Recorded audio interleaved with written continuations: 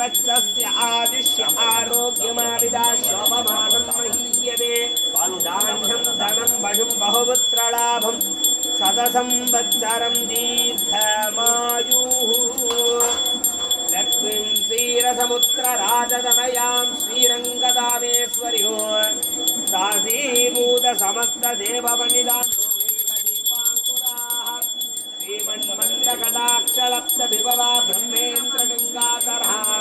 स्वां त्रलोक्यकुटुम्बिनीं सरसितां वन्दे मुकुन्दप्रियां सरसितनिलये सरोजितहस्ते धवलां दुरसान्तमार्यशोभे भगवती हरिवल्लभे धिरिभुवनभूतहिरी